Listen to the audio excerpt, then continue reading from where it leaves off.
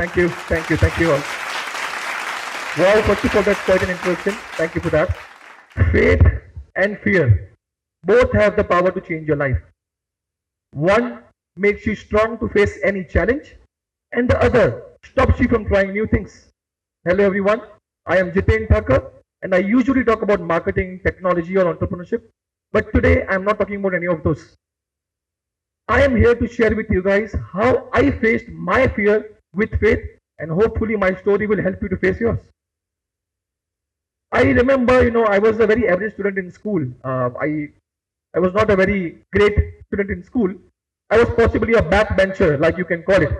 Now, everybody have different types of fears since a very young age. Fear of failure, fear of loss, fear of rejection. I too had my sort of fear. I had glossophobia, the fear of public speaking. So facing a crowd like this was like a difficult task for me. Now, I did not accept that fact before because I was very active in extracurricular activities in school.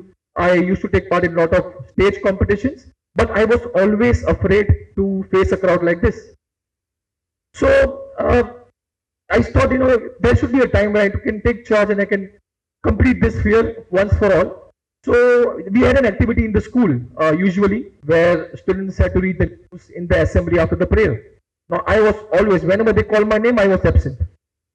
Okay? So now, the backbenchers, probably, any backbenchers out here? Any of my fellow backbenchers? Okay, I can see some are not raising their hands because they think their parents might be around. So for us, for backbenchers, it's a very different task to address a crowd like this. So I remember it was a Wednesday. I studied in a school called Vallabh, a small but beautiful school that taught me great morals and values that helped me in my life till today. On the Wednesday, my teacher came to me and said, Jiten, you will read the news tomorrow in the assembly after the prayer. Now, I was terrified by her words. I was thinking about the reactions that I will get from people when I start speaking in front of my parents, my teachers, my students, and all of those thoughts. So I go back home. I told my mother that this is the situation, I have to read the news. She started writing the news. She started compiling the news from different papers, wrote them down, gave it to me, and said, just read this and you'll be fine. So the next day, as some of you can guess, I felt sick. Well, not really, but I did not go to school. On Friday when I went to school, my teacher told me that she already knew that I wouldn't turn up. So she already created the backup for me ready, just in case if I miss that. But then she says that on Monday, you have no option, but you have to read the news anyhow. Now, I go back home. My mother is doing that process all over again of compiling the news from different papers, writing them down. So I just asked her that, why are you doing it again? When just a day, I wasted all the efforts. So she told me something that I will never forget for the rest of my life. She said, your fear will keep on getting stronger till you avoid facing it.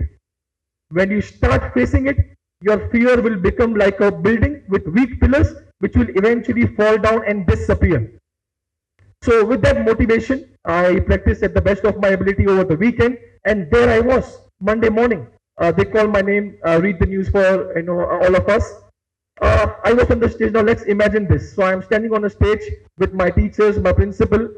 Ahead of me, I could see all the students from different classes staring at me. Next to them was the main gate of my school. Right outside the gate, I could see my mom standing. Now, probably she was twice as nervous as I was. So I said to myself, I have to do this. Not for myself, not for anyone else, but for my mother and my teacher who believed I could do this. So, guys, this is exactly how I started. This is the first time I'm trying something like this.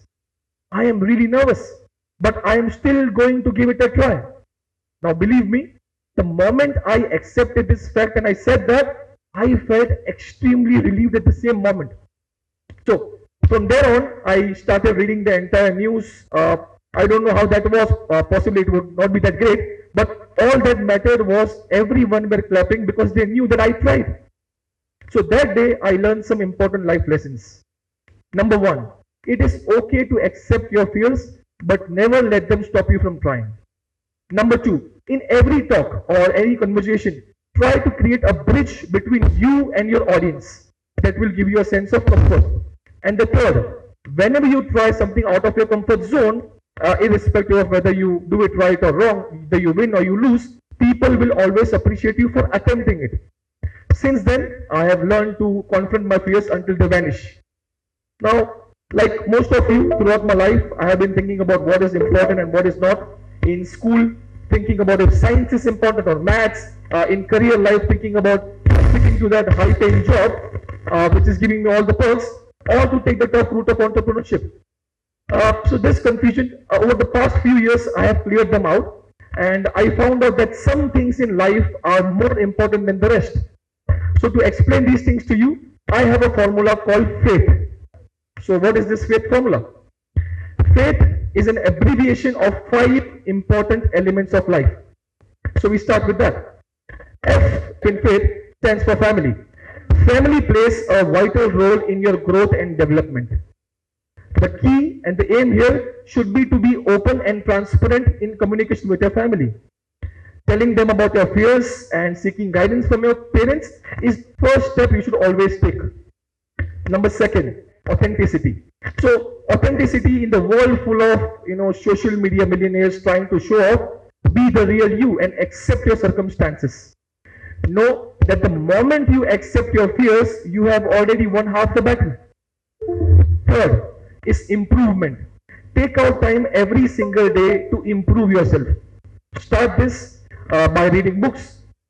Some of you might think books are boring. I think the same. So nothing different. But over the past 6 to 7 years, I have been an avid reader so much that I have even wrote and authored a book myself. 4th, time. There are many fears associated with poor time management and procrastination. Be habitual to manage your time well. The key here is to take care of your time well and respect others too. Last on the list and the most important, health. Taking care of your physical and mental health will not only give you the strength to face your fears confidently, but it will also promote an overall well-being and good life. To conclude my today's talk, I would like to appeal to all of you to be kind to yourself, people around you, and the environment. Believe that you can face your fears confidently, believe in the power of self-talk, and face your fears with faith.